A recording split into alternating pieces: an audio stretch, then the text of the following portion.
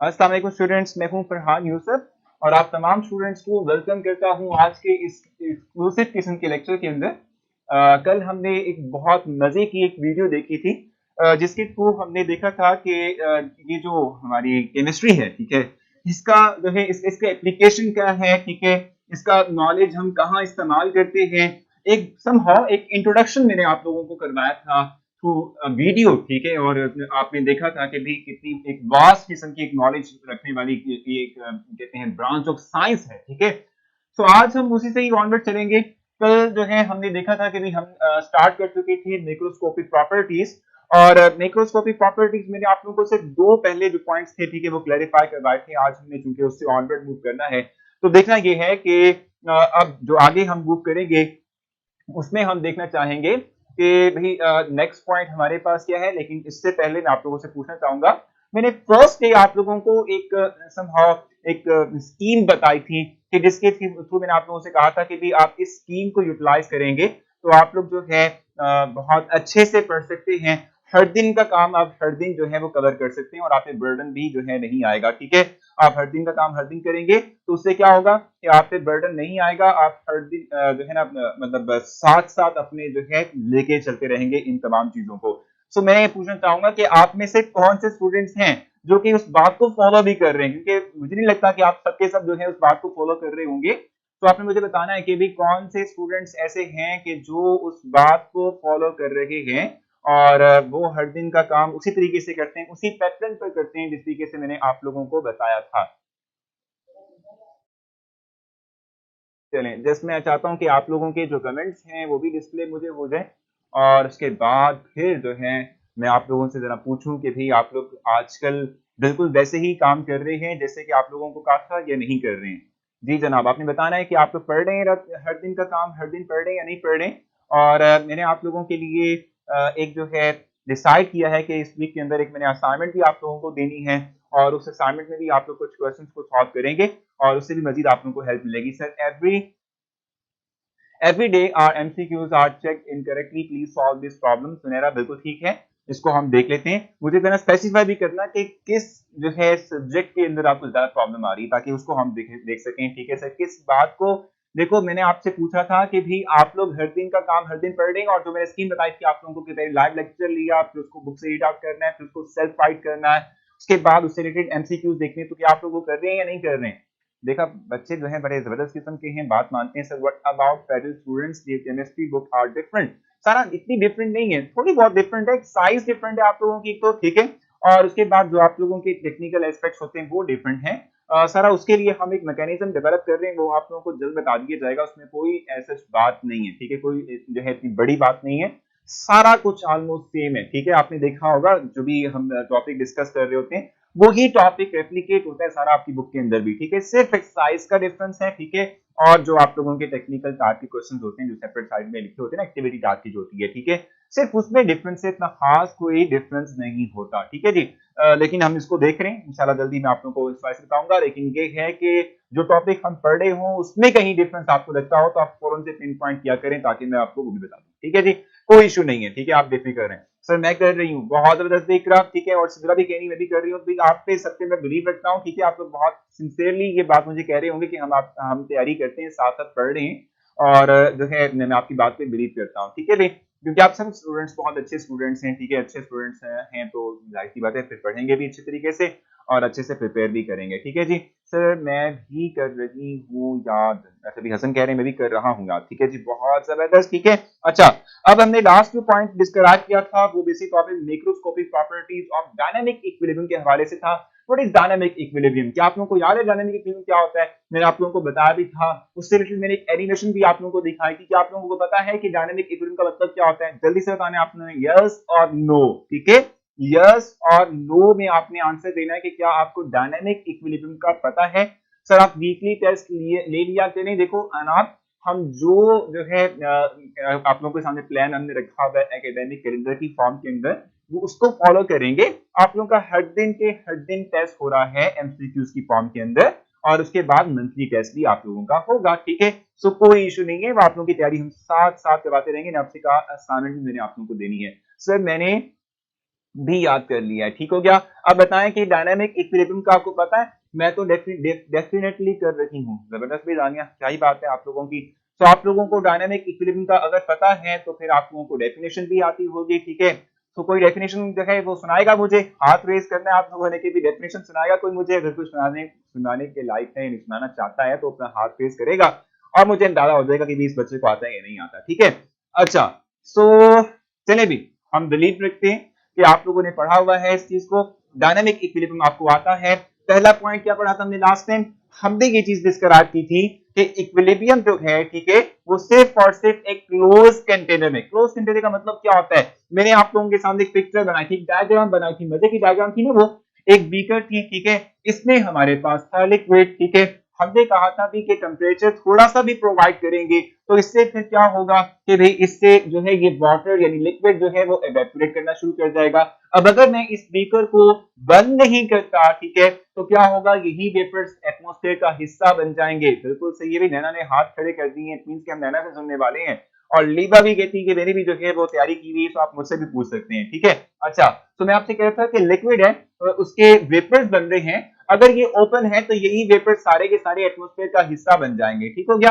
अच्छा, तो अगर हम क्या करते हैं भी, अगर हम इसको क्लोज कर दें, ऐसे भी क्लोज कर दें, इसको क्लोज कर दिया हमने इसको। ठीक है, अब जब हमने इसको क्लोज कर दिया ना, ठीक है, तो अब क्या होगा? जितने भी इस लिक्विड के पार्टिकल्स बनेंगे in the form of vapours, ठीक है, वो सारे के सारे इस अपर सरफेस यानी क्योंकि क्लोज हो चुकी है इसी के अंदर ही रहेंगे। ठीक है, तो चूंकि ये वाटर वेपर्स इसके अंदर ही रहते हैं, ठीक है, क्लोज कंटेनर बन चुका है। अब देयर इज अ चांस कि ये वाटर वेपर्स दोबारा से इस लिक्विड को टच करें और वापस लिक्विड में कन्वर्ट हो जाए। मैंने आपसे कहा था कि ये टू वे प्रोसेस है। ये सॉल्ट यानी कि लिक्विड जो है वो गैस में कन्वर्ट हो रहा है और गैस वापस रिवर्स बैक होते हुए लिक्विड में भी कन्वर्ट हो रहा है। ठीक है, तो समहाउ हम कहते हैं कि ये एक टू वे प्रोसेस जिसमें इक्विलिब्रियम जो है वो क्या होगा? डेवलप होगा। ठीक है, और इक्विलिब्रियम डेवलप होगा तो ये dynamic type of equilibrium develop होगा। ये क्लोज कंटेनर में सिर्फ होता है, ओपन में ऐसा नहीं होता। ठीक है, अच्छा, इस तरीके से दूसरी बात हमने की थी कि रिएक्शन जो है, ठीक है, जो हम इक्विलिब्रियम गेन जिसमें करवाते हैं, जो रिवर्सिबल टाइप ऑफ फ्रिक्शन होता है, इसमें हम कहते हैं कि इक्विलिब्रियम जो है वो रिएक्टेंट के थ्रू भी जो है अचीव हो सकता है। ठीक है, रिएक्टेंट के थ्रू भी हमारे पास इक्विलिब्रियम डेवलप हो सकता है, या इवन के वो प्रोडक्ट के थ्रू भी जो है इक्विलिब्रियम डेवलप हो सकता है। यानी कि दोनों तरफ से किसी भी डायरेक्शन से किसी भी पोजीशन से हम कहते हैं कि इक्विलिब्रियम जो है वो डेवलप हो सकता है। ठीक है, during a reversible type of friction. Reversible type of friction के अंदर किसी भी स्टेप से, फॉरवर्ड से या बैकवर्ड, किसी भी जगह से हम कहते हैं कि भी जो इक्विलिब्रियम है वो अटेन हो सकता है। ये हमने दूसरा पॉइंट देखा था। अब हम तीसरे पॉइंट की तरफ जाएंगे क्योंकि ये मैंने रिवीजन आप लोगों को समहाउ करवा दी है। अब थर्ड पॉइंट पे हमने मूव करना है। At equilibrium state the amount of reactant सीके and product do not change. इसका मतलब सिंपल टॉपिक क्या होता है? मैंने आपको शायद ये पहली बात ये वाली बात पहले भी समझाई भी है। ठीक है, देखो, जब एक दफा इक्विलिब्रियम डेवलप हो गया यानी एक्शन के अंदर, क्योंकि रिवर्सिबल टाइप ऑफ फ्रिक्शन था, तो इसमें रिएक्टेंट्स मिलने के बाद प्रोडक्ट और प्रोडक्ट टूटने के बाद रिएक्टेंट में कन्वर्ट हो रहे हैं। ठीक है, और रिवर्स इक्विलिब्रियम का मतलब क्या होता है? कि इक्विलिब्रियम का मतलब होता है कि rate of forward direction becomes equal to rate of reverse direction. ठीक है, रेट ऑफ फॉरवर्ड डायरेक्शन यानी जिसको हम समहाउ लिख लेते हैं आर एफ से is equal to R small R, यानी rate of forward is equal to rate of reverse direction. जब ये दोनों रेट इक्वल हो जाते हैं, इसका मतलब ये हुआ कि जितने हमारे पास रिएक्टेंट की अमाउंट कन्वर्ट करेगी अपने आप को प्रोडक्ट में, उतनी ही प्रोडक्ट की अमाउंट टूटने के बाद अपने आप को रिएक्टेंट में कन्वर्ट करना शुरू कर देगी। ठीक है, इसको हम रिवर्सिबल टाइप ऑफ फ्रिक्शन का नाम देते हैं। ठीक है, और चूंकि देखो जितनी अमाउंट रिएक्टेंट की कन्वर्ट हो रही है इनटू प्रोडक्ट, उतनी ही प्रोडक्ट की अमाउंट रिएक्टेंट में कन्वर्ट हो रही है, तो हम कहते हैं कि जो दोनों के दोनों रिएक्टेंट और प्रोडक्ट की जो अमाउंट है एट इक्विलिब्रियम, ये कांस्टेंट हो जाएंगी, ये चेंज नहीं होंगी। जैसे ही इक्विलिब्रियम अटेन हुआ, आफ्टर अटेनमेंट ऑफ इक्विलिब्रियम, ठीक है, रिएक्टेंट की अमाउंट और प्रोडक्ट की अमाउंट कांस्टेंट हो जाएगी, इट विल नेवर चेंज, ये चेंज नहीं होने वाली। समझ आ गया आप लोगों को इस बात की? ठीक है, ये थर्ड पॉइंट आपको समझ आया है या नहीं समझ आया? देखा आप लोगों ने तो जो है मुझे डेफिनेशन भी लिख के जो है वो बता दी है कि when a reaction does not stop, only rate of forward and reverse reaction becomes equal, it is simply called as dynamic equilibrium। बहुत जबरदस्त, तमाम स्टूडेंट्स बहुत ही जो है अच्छे से और मेहनत करते हैं। ठीक है, मुझे दिख रहा है इस वक्त। आप मुझे बताएं यहां तक आप लोगों को समझ आ चुकी है? जो मैंने आपको थर्ड पॉइंट क्लियर किया, जिसमें आप लोगों से कहा सर मैंने सुना दी है डेफिनेशन, शाबाश, नहीं बिल्कुल मैंने आपने सुना दी है, क्या ही बात है आपकी। ठीक है, बहुत जबरदस्त, ठीक है। अच्छा देखो, ए और बी की हम बात कर रहे हैं, तो मैं आपसे कह रहा था कि ए को बी में हम कन्वर्ट करते हैं, बी रिवर्स बैक जाते हुए रेक्टेंगल में कन्वर्ट होता है, क्योंकि रेट ऑफ फॉरवर्ड और रिवर्स सेक्शन आपस में इक्वल हो जाते हैं एट इक्विलिब्रियम कंडीशन, ठीक है। तो चूंकि ये रिवर्स और फॉरवर्ड डायरेक्शन आपस में इक्वल रेट पर चल रहे हैं, ठीक है, तो हम कहते हैं कि भाई चूंकि ये इक्वल रेट पर चल रहे हैं, तो अमाउंट ऑफ रिएक्टेंट और प्रोडक्ट जो है ये चेंज नहीं होगी, इनकी कंसंट्रेशन सेम रहेगी। सर प्लीज अगेन बता दें, मेरा नेट क्लोज था। अब आपने बताना है कि क्या होगा। सर दोनों तरफ से इक्विलिब्रियम अटेन हो सकता है, बिल्कुल दोनों तरफ से अटेन हो सकता है इक्विलिब्रियम, ठीक है, इधर लेफ्ट साइड से भी और राइट साइड से भी हो सकता है। थर्ड पॉइंट जो है मैंने बताया, अब बताएं मुझे कि कंफ्यूजन है आप लोगों के जहन में इस थर्ड पॉइंट को लेते हुए। सर एमसीक्यूज बजे वीकली रिटर्न टेस्ट ले लिया करें। साहब बिल्कुल सही है, ये सजेशन बहुत अच्छी है। वीकली टेस्ट जो है हमारा, आप देख भी रहे होंगे कि भी हमारे जो एकेडमिक कैलेंडर है उसमें आपने देखा भी होगा कि ऑलमोस्ट जो है 3 वीक्स के बाद आपका कॉम्प्रिहेंसिव टाइप का एक एग्जाम होता है, ठीक है, वो आप लोगों के लिए कंडक्ट किया जाता है। हम बीच में मैंने आपसे कहा था ना कि असाइनमेंट की फॉर्म के अंदर आपसे टेस्ट लेते रहेंगे, तो मैं एक टेस्ट आप लोगों के लिए इसी वीक में लूंगा, आप बेफिक्र रहें, ठीक है जी। तो आपने यहाँ तक देखा है, कोई कंफ्यूजन है आप लोगों को तो बता दें, नहीं है तो क्लियर मेंशन कीजिएगा ताकि हम फॉरवर्ड मूव कर सकें और फोर्थ पॉइंट की तरफ को मैं आप लोगों को ले जा सकूं, ठीक है, उसको हम देख सकें कि इसमें क्या लिखा हुआ है। फोर्थ पॉइंट लिखा हुआ है, N equilibrium state is attainable from either way starting from the rectangle और the product की वही बात ऑलमोस्ट जो पहले भी हमने की थी। सर ये इक्विलिब्रियम डायनामिक भी होता है, बिल्कुल डायनामिक भी हो सकता है, स्टैटिक भी हो सकता है। डायनामिक का मतलब होता है कि वो टाइप ऑफ इक्विलिब्रियम जिसमें कि रेक्टेंगल और प्रोडक्ट जो है वो आपस में इंटर कन्वर्ट होते रहे after even attainment of equilibrium. Sir ये इक्विलिब्रियम का पॉइंट है, एग्जैक्टली ये डायनामिक इक्विलिब्रियम की कैरेक्टरिस्टिक्स हैं, प्रॉपर्टीज हैं जो मैं इसको आप लोगों को डिस्क्राइब कर रहा हूं, ठीक है। दोनों तरफ से इक्विलिब्रियम अटेन होने का मतलब, इसका मतलब ये होता है कि रिएक्टेंट्स जो हैं वो मिलने के बाद प्रोडक्ट बनाएंगे, तो प्रोडक्ट में तो डिकम्पोज होगा ना, रिएक्टेंट में कन्वर्ट होगा, तो दोनों सिंथ में जब रिएक्शन फॉरवर्ड और रिवर्स वाला इनकी रेट इनकी स्पीड जो है जब ये इक्वल होती है, तो हम कहते हैं कि हमारे पास जो है रिएक्शन के अंदर इक्विलिब्रियम डेवलप हो चुका है, ठीक है जी। हमारी बुक में कहाँ है, कोई बता देगा? एफबी स्टूडेंट, ठीक है, भी बताएं सफान को कि कहाँ पर ये मौजूद है टॉपिक, ठीक है, कहाँ पर ये लिखा हुआ है, ठीक है। फोर्थ पॉइंट की मैं बात कर रहा था, फोर्थ पॉइंट यही है, हम कहते हैं रेट ऑफ फॉरवर्ड डायरेक्शन और rate of reverse direction they are all equal, ठीक है, and we can attain the equilibrium condition from both sides, ठीक है जी, दोनों तरफ से हम इसको अटेन कर सकते हैं rate of forward equilibrium condition को फॉरवर्ड और बैकवर्ड दोनों सिंथों में से किसी भी सिंथ में से हम जो है इसको अटेन कर सकते हैं, ठीक है। अच्छा थोड़ा सा मैं आपको बता दूं, जुनैरा है यहाँ पर, ठीक है, फेडरल बोर्ड से, और सफवान है, ठीक है, इन दोनों को मैं क्लैरिफाई कर दूं कि कल से इंशाल्लाह, ठीक है, आप लोगों के लिए हम खुद भी आपको गाइड करेंगे, किस पेज पर हम जो टॉपिक पढ़ा रहे हैं वो मौजूद है, आप लोगों को पता चल जाएगा, कोई कंफ्यूजन वाली बात नहीं है, ठीक है। मैं अभी आपको बता रहा था कि ऐसा कोई खास डिफरेंस नहीं है, ठीक है। सर डायनामिक इक्विलिब्रियम और केमिकल इक्विलिब्रियम एक ही चीज है। देखो डायनामिक इक्विलिब्रियम केमिकल इक्विलिब्रियम की टार्क में शुमार होती है, ठीक है, इट्स नॉट हम कहते हैं कि एग्जैक्टली तौर पे सेम नहीं है, ठीक है, हम कहते हैं जस्ट हमारे पास ये टार्क है, ठीक है जी। पेज नंबर 6 है ये, ठीक है, जिस पर ये मौजूद है, why is equilibrium state attainable from either way, क्योंकि देखो ना, देखो रेक्टेंट्स मिलने के बाद प्रोडक्ट बनाते हैं, प्रोडक्ट डिकम्पोज होने के बाद रेक्टेंट में कन्वर्ट होते हैं, तो दोनों से इंटरेक्शन जा रहा है, जब दोनों से इंटरेक्शन जा रहा है तो दोनों तरफ से इक्विलिब्रियम अटेन हो सकता है, लाजमी नहीं कि सिर्फ फॉरवर्ड से ही हो, बैकवर्ड से भी हो सकता है, क्योंकि डायरेक्शन तो फॉरवर्ड और बैकवर्ड दोनों जाएगा, ठीक है। अच्छा भी हो गया क्लियर आप लोगों को यहाँ तक ठीक है। फेडरल बोर्ड से हूँ भाई उजैफा, बिल्कुल आप भी वाकई मुझे याद आ गया, ठीक है, आप भी हैं, ठीक है जी। सो कल आपको जरूर मैं बता दूंगा कि कहां से क्या कर रहे हैं, ठीक है जी। अच्छा भी यहाँ तक क्लियर हो चुका है। अच्छा उसके बाद फिर लास्ट पॉइंट, फिफ्थ पॉइंट है, जिसके बाद मैं चाहूंगा आप लोगों को ले जाऊं towards law of mass action की तरफ ले जाऊं, उसको मैं आप लोगों के लिए एक्सप्लेन करूं, ठीक है, वो भी मोस्ट इंपॉर्टेंट लॉन्ग क्वेश्चन है।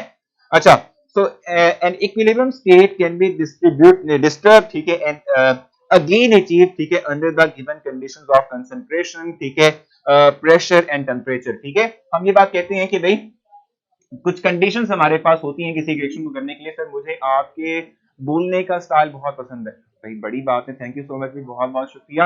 अच्छा एक तो हमारे पास है प्रेशर, ठीक है, एक हमारे पास है टेम्परेचर, फिर एक हमारे पास है कंसंट्रेशन, ठीक है भाई। तो ये कुछ कंडीशंस हैं जो हम कहते हैं कि जो किसी एक रिएक्शन को गवर्न करती है, गवर्न करने का मतलब क्या होता है कि कंट्रोल करती हैं कि भाई देखो अगर जो प्रेशर जो है किसी एक डायरेक्शन को जो हमने प्रोवाइड किया है वो सेम है, टेम्परेचर की कंडीशन सेम है, कंसंट्रेशन हम चेंज नहीं कर रहे ड्यूरिंग डायरेक्शन, ठीक है। तो एक दफा जब इक्विलिब्रियम अटेन हो गया, ये एक रिएक्शन ये वाला है रिवर्सिबल टाइप ऑफ रिएक्शन है, जब इसके अंदर इक्विलिब्रियम डेवलप हो गया, अब मैं अगर इनमें से किसी भी कंडीशन को चेंज करता हूं, टेम्परेचर को चेंज करूंगा तब भी, प्रेशर को चेंज करूंगा तब भी, कंसंट्रेशन में से किसी एक रिएक्टेंट या प्रोडक्ट किसी की भी कंसंट्रेशन को चेंज करूंगा, तो जो रिएक्शन के अंदर इक्विलिब्रियम डेवलप हुआ था वो डिस्टर्ब हो जाएगा, ठीक है। हम कहते हैं फिर ये वापस से इक्विलिब्रियम अटेन या अचीव करने की रिएक्शन कोशिश करेगा, ठीक है, फॉरवर्ड या बैकवर्ड जाते हुए। आपको समझ आया? मैंने आपसे ये बात कही है, जब भी हम बात करते हैं किसी चीज की क्या कहते हैं भाई, किसी भी रिएक्शन की बात करते हैं, तो उसमें ये तीन एस्पेक्ट्स हैं, ये तीन मेन फैक्टर्स हैं, ठीक है, जो कि कंट्रीब्यूट करते हैं, ठीक है। इन तीन फैक्टर्स के हवाले से मैं आप लोगों से कह रहा था कि अगर जो एक रिएक्शन के अंदर ऑलरेडी इक्विलिब्रियम डेवलप हो गया, अगर आप इनमें से किसी भी जो है कंडीशन को चेंज करते हैं, तो कंडीशन के चेंज होने से जो इक्विलिब्रियम था वो डिस्टर्ब हो जाएगा, और जब वो इक्विलिब्रियम डिस्टर्ब होगा, ठीक है, तो हम कहते हैं कि रिएक्शन जो है उसके अंदर जो इक्विलिब्रियम डिस्टर्ब चूंकि हो चुका है, तो दोबारा से रिएक्शन चाहेगा कि वो वापस से इक्विलिब्रियम को रीगेन करे, ठीक है, चाहे वो फॉरवर्ड जाते हुए करेगा या वो रिवर्स में जाते हुए करेगा, ठीक है जी। यहां तक समझ आइए आप लोगों को। ये फिफ्थ एंड फाइनल पॉइंट था। सर एक बात फिर से रिपीट कर दें, फरवा के नहीं, कोई इशू नहीं है, ठीक है। प्रेशर से कैसे डिस्टर्ब होगा, देखो जब आप प्रेशर को इंक्रीज या डिक्रीज करते हो, तो जो हमारे पास ओवरऑल जो एरिया है, ठीक है, वॉल्यूम है, जो कि हमने किसी एक रिएक्शन को करने के लिए हमने प्रोवाइड किया हुआ है, जब प्रेशर चेंज करते हो तो वो एरिया या जो हमारे पास स्पेस है वो भी डिस्टर्ब होती है, ठीक है ना। आप ये बात जानते हैं कि जो गैस है उसको आप कंप्रेस भी कर सकते हैं, प्रेशर के कम करने से इसको एक्सपेंड भी कर सकते हैं। तो अगर आप ये काम करेंगे तो ओवरऑल जो हमारे पास एरिया या वॉल्यूम था उस रिएक्शन को करवाने के लिए वो चेंज हो रहा है, तो उसके अकॉर्डिंगली हम कहते हैं इक्विलिब्रियम डिस्टर्ब होगा। मैं आपसे ये बात कह रहा था कि ऑलरेडी अगर एक केमिकल रिएक्शन के अंदर इक्विलिब्रियम डेवलप हो चुका है, ठीक है, अब आप इनमें से किसी भी एक कंडीशन को चेंज करते हो, तो बाय चेंजिंग दिस कंडीशन, इनमें से किसी भी कंडीशन को चेंज करने से क्या होगा कि जो इक्विलिब्रियम है वो डिस्टर्ब हो जाएगा, और जब इक्विलिब्रियम डिस्टर्ब होता है, ठीक है, तो वापस से रिएक्शन चाहेगा कि वापस से वो इक्विलिब्रियम को वापस रीगेन करे, या तो वो फॉरवर्ड जाए या वो रिवर्स बैक जाए, ठीक है। इनमें से किसी भी स्थिति जाने के बाद हम कहते हैं कि रिएक्शन वापस इक्विलिब्रियम को रीगेन करेगा। Means sir if pressure, temperature और कंसंट्रेशन को चेंज करेंगे, ठीक है, तो इक्विलिब्रियम डिस्टर्ब होगा। बिल्कुल ठीक कहा आपने ज़ुनैरा, बहुत जबरदस्त, आपने बहुत अच्छा जो है पॉइंट रेज कर दिया। अच्छा हबीबा कह रही है कि फोर्थ पॉइंट वापस से रिपीट करते हैं, तो फोर्थ पॉइंट पे लिखा हुआ है कि जब हम रिएक्शन की बात करते हैं, वो भी रिवर्सिबल टाइप ऑफ रिएक्शन की बात करते हैं, तो उसमें जो इक्विलिब्रियम डेवलप होना है, ठीक है, वो किसी सिलसिले से भी हो सकता है, या तो रिएक्टेंट टूटने के बाद अपने आप को प्रोडक्ट में कन्वर्ट करेंगे, और प्रोडक्ट में डिकम्पोज होने के बाद वापस से रिएक्टेंट में कन्वर्ट होना है, तो यहां से भी इक्विलिब्रियम गेन हो सकता है, या बैकवर्ड जाते हुए इक्विलिब्रियम जो है वो सिस्टम का रीगेन हो सकता है। सर ये three conditions dependence of equilibrium भी है, बिल्कुल सही कह रहे हैं आप, इस पे डिपेंड करता है इक्विलिब्रियम, ठीक है। सर मैं video editing, photo editing and graphic designing करता हूँ। हाँ बिल्कुल ठीक है ज़ैफा, आप मुझे ना मैं आपको जो है खुद से भी कांटेक्ट कर लूंगा, बेफिक्र है। सर मेरे नेट में प्रॉब्लम्स आ रही हैं थी, आप एक दफा फिर से रिपीट कर दें। इकरा आपने, मैं आपके लिए रिपीट कर देता हूँ, लेकिन इकरा आपने एक दफा ये भी करना है कि एक दफा इसको दोबारा से भी सुनना लेक्चर को, ठीक है, ताकि मजीद आपको क्लियर हो सके, ठीक है। सर टेस्ट योरसेल्फ करवाएंगे, बिल्कुल करवाऊंगा, थोड़ा सा वेट करना है आपने आशा, ठीक है। अच्छा मैं आप लोगों से ये बात कह रहा था, ये एक रिएक्शन है, इसमें हम जो इक्विलिब्रियम गेन करते हैं, इक्विलिब्रियम का मतलब क्या होता है कि रेट ऑफ फॉरवर्ड और रेट ऑफ रिवर्स सेक्शन आपस में जब इक्वल हो जाते हैं तो इस स्टेज को इक्विलिब्रियम स्टेज कहते हैं, ठीक है। और ये जो इक्विलिब्रियम है ये किसी भी सिम से, रिएक्टेंट की तरफ से भी और प्रोडक्ट की तरफ से भी, किसी भी एक सिम से हम कहते हैं कि ये अटेन हो सकता है, ठीक हो गया।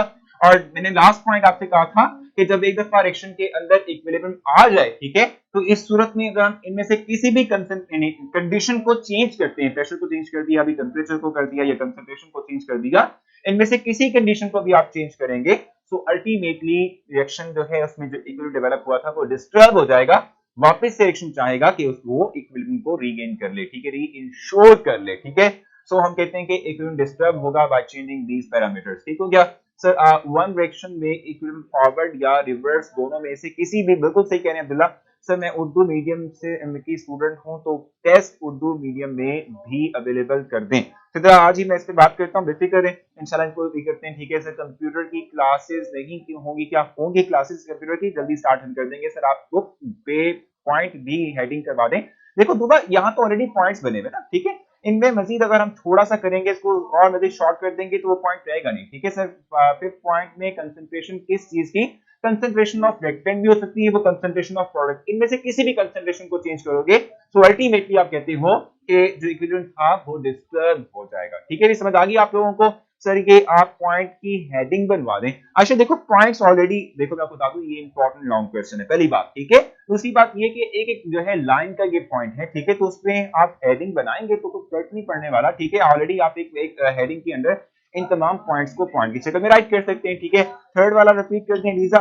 थर्ड वाला हमने कल नहीं आज किया था, स्टार्ट में किया था। ठीक है, थर्ड पॉइंट हमारे पास था, eight equilibrium state the amount of reactant and product will not be change. ठीक है, देखो हम ये बात जानते हैं कि इक्विलिब्रियम का मतलब क्या होता है। इक्विलिब्रियम का मतलब होता है rate of forward and reverse section when becomes equal, this condition is called as equilibrium condition. ठीक है, हम कहते हैं कि जितनी अमाउंट ऑफ रिएक्टेंट कंज्यूम हो रही होती है उतना ही प्रोडक्ट डिकम्पोज हो रहा होता है, टूट रहा होता है रिएक्टेंट में कन्वर्ट होने के लिए।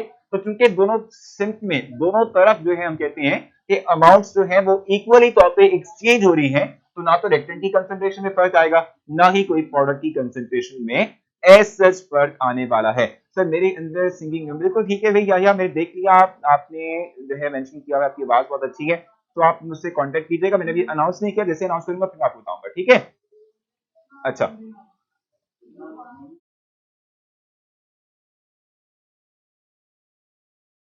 जी, समझ आ गया आप लोगों को, यहां तक क्लियर है। अच्छा भी, अब हम चलेंगे नेक्स्ट वन। ठीक है, नेक्स्ट हमारे पास है भाई लॉ ऑफ मास एक्शन। ठीक है, law of mass action short Urdu में है या इंग्लिश में चाहिए भी, सवाल कुछ पूछ रही है मेरे ख्याल से। अच्छा भी, चलिए लॉ ऑफ मास एक्शन को डिफाइन करते हैं। What is law of mass action?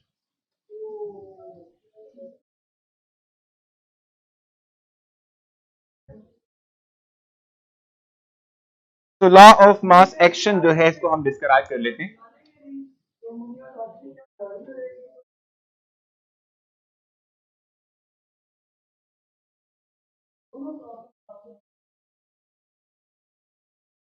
ठीक है जी, देखो हम इस वक्त डिस्क्राइब करने वाले हैं लॉ ऑफ मास एक्शन। ठीक है, और इसमें देखो अगर आप इंट्रोडक्शन देखो इसका, तो सबसे पहले तो आता है हमारे पास साइंटिस्ट बेन, जिसने फर्स्ट टाइम इस लॉ को इंट्रोड्यूस करवाया था। ठीक है, इस पे मेंशन किया हुआ है गुलबर्ग और वेग है। ठीक है, इन 1869, ठीक है, जिन्होंने ये लॉ प्रपोज किया था, ये लॉ आप लोगों के सामने वो लेकर आए थे। ठीक है, अब देखो दो साइंटिस्ट के हम नेम देख लेते हैं, तो हमें फिर उनकी पिक्चर भी दिखनी चाहिए ना, इनकी पिक्चर विजिबल कर दें अगर इस पर है ना अभी, बिल्कुल।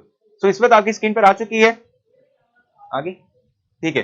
सो इस वक्त आपकी स्क्रीन पर दो साइंटिस्ट की पिक्चर है, गुलबर्ग और वेग। ठीक है, ये दो साइंटिस्ट हैं जिन्होंने ये थ्योरी मतलब ये ला दिया था, सर रिएक्शन में इक्विलिब्रियम जो है किसी एक यानी रिवर्स या फॉरवर्ड में से अटेन होगा, नहीं अब्दुल्ला दोनों से अटेन होगा। आई थिंक मेरे ख्याल से ये चौथी पांचवी दफा आपकी क्वेश्चन पूछने में मैं इसका बिल्कुल सेम आंसर दे रहा हूं आपको। ठीक है, सो दोनों जिनमें से किसी भी हो सकता है। ठीक है जी, शॉर्ट क्वेश्चन इंग्लिश में कैसे होंगे, शॉर्ट क्वेश्चन इंग्लिश में कैसे होंगे, मतलब समझ नहीं आई किसी क्वेश्चन की समझ आप क्या कह रही हैं। ठीक है, अच्छा तो इस वक्त आपकी स्क्रीन पर जो चीज विजिबल हो रही है वो आप देख रहे हैं सर, लॉ का, सर लॉ का purpose.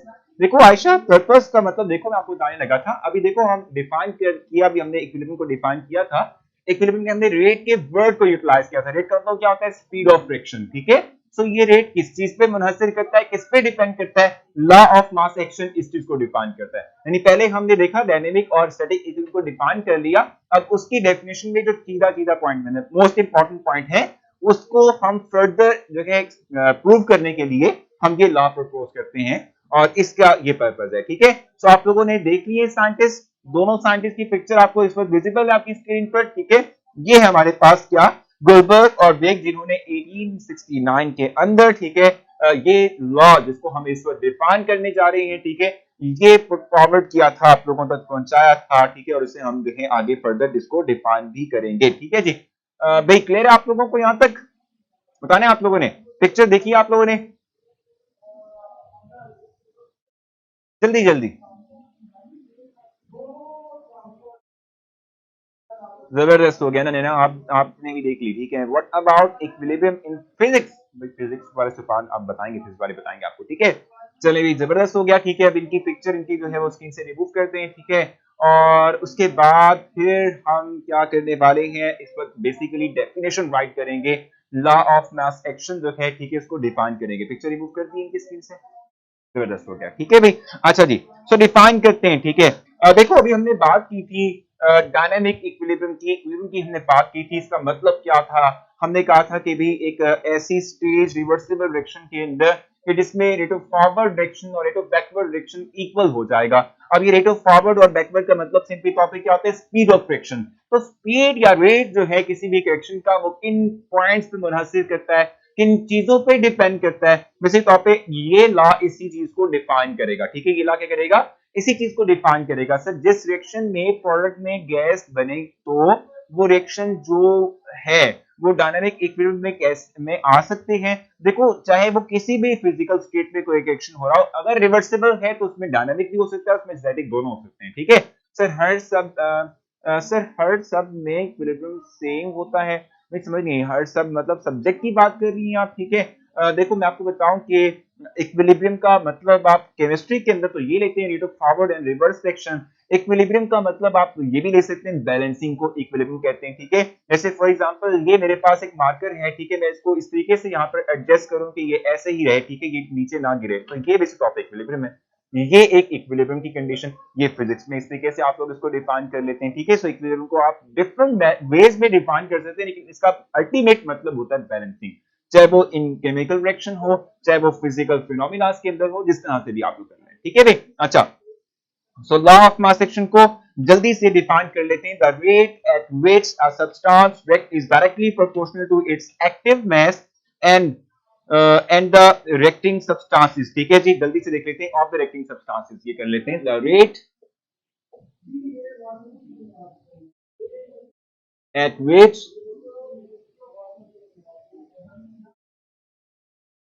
the reactant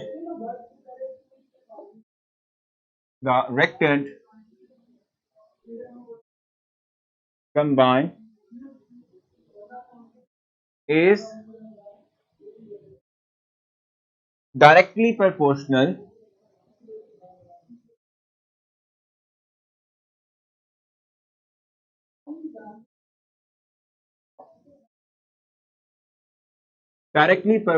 to the active mass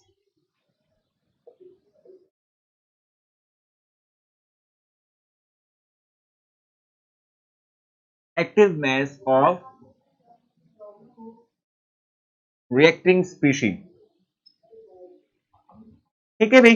यानी कि जो चीज रिएक्ट कर रही होती है ना, ठीक है, इसकी एक्टिव मास। अब एक्टिव मास का मतलब क्या होता है, ये हमें समझना है, इस चीज को हमें थोड़ा सा एलेबोरेट करना है, ठीक है। इसका मतलब सिंपली तौर पे क्या होता है, ठीक है, is this not suppose to be in physics? बिल्कुल एग्जैक्टली सपान, वो फिजिक्स में होता है, लेकिन चूंकि क्वेश्चन आ गया था ना, देखिए इक्विलिब्रियम जो है वो डिफरेंट सब्जेक्ट्स में डिफरेंटली डिफाइन होता है, तो मैं वही थोड़ा सा एलेबोरेट करना चाह रहा था कि यार क्या मतलब है इसका, ठीक है। अच्छा, तो देखो अभी हम थोड़ी सी एग्जांपल ले लेते हैं। फॉर एग्जांपल हम नाइट्रोजन को मिला रहे हैं विद हाइड्रोजन,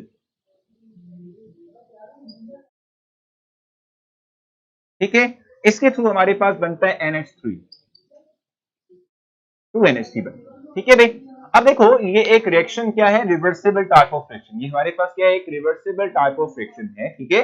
अब ये जो रिवर्सिबल टाइप ऑफ रिएक्शन है, ठीक है, इनमें जो रिएक्टेंट्स आपस में कंबाइन हो रहे हैं, ये रिएक्टेंट्स सिर्फ और सिर्फ उस वक्त ही कंबाइन होंगे कि जब इन रिएक्टेंट्स के पास इनफ अमाउंट ऑफ एनर्जी होगी, ठीक है। आप ये बात ध्यान रखिएगा कि लाजमी नहीं है कि भाई हमने दो चीजें आपस में मिला दी हैं, ये रिएक्ट करना शुरू कर देंगी, ठीक है। देखो ये कैप डिफरेंट है, ठीक है, ये इसका जो है मार्कर डिफरेंट है, मैं इसको आपस में टच कर दिया, ये रिएक्ट करना शुरू कर देगा, लाजमी नहीं है, ठीक है।